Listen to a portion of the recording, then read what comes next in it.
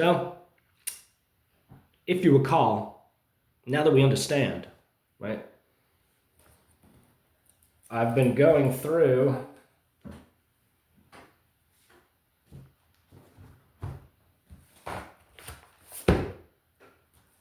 this book, Spherical Models, right? My reasoning being thus: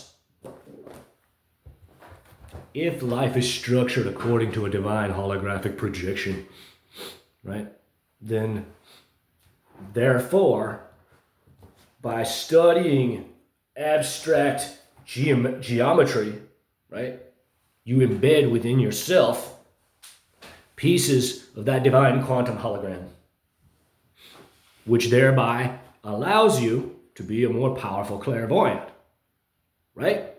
So, these are the masters. I was doing the cube octahedron, right? Here's one. There's the other one, 2 squares. And here's the form. I would say it's perfect. It's as perfect as it can be. And so I tried to make this once before, but now it's really lovely. It's a continuous curve. Goes all the way around it. This is the cube octahedron, the vector equilibrium, right? And so the most famous iteration of this, right, was designed by Buckminster Fuller. This is Buckminster Fuller's masterwork, right, is understanding this, right, where he turned the edges into rubber, where he had like a ball bearing or something, and that's called the jitterbug. He realized that it collapses out of the condition that you see here into an octahedron, and then a tetrahedron, and then a triangle. So, right, this is arguably the best one I've made yet, right? And so, right, for me, the takeaway is that it came from the Star of David. That's amazing, right? That's is that in any of the books? Is that in the Torah? Right? I'm sure there's any number of rabbis, like Kabbalistic rabbis, who have put a compass in their hand, right? But the real point that I'm driving at here is that the decision to make this the symbol for the nation of Israel, right, I posit, had nothing to do with aesthetics whatsoever, right? That these people, right, that's in certain circles, right, more occult sort of magic circles, this is referred to as the seal of Solomon, who of course was King David's son, right? So it's the Star of David, right? He could have named it. He could have named it after his father. Why not?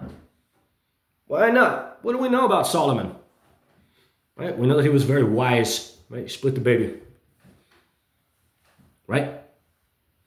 We also know that he was a high magus, right? That he had multiple gods, right? Right? So my point is that he had a lot of knowledge, right? That's my point, right? And so if he had a compass, and I'm alleging that he did, right? That no high magus can operate without one, right? Then he arrived at this form because it will lead you to this, right? This is like this. You get it, right? My point is that God operates on a principle, right, of love, of giving. It gives and gives and gives, and matter materializes thereby, right? That something emerges out of seeming nothing, right? And so the writer, right, the writing is our own expression of that eternity. Painting as well, right? But, right, this is the same process, isn't it? It's the same process. Something palpable, tangible in the three-dimensional world, emerging out of seeming nothingness, the blank page. Right? And that's, right? Right? And I talked about this again, but I'll walk us through it one more time, just to be thorough, right? That I needed to use the Star of David, right? And I think there's at least one other way that I could have done it, but it probably requires this as well, right? Because of the relationships between the hexagon in the middle, right, and the radius of the initial circle on the edge, right, divides the circle through a process that I'm not going to go all the way through now into 36, 360 degrees, right? That each of these triangles, right, that they're an arc, right? And so therefore they come from a circle, right? They all come from a circle, right? So that's amazing, right? Does Quentin know how to do that?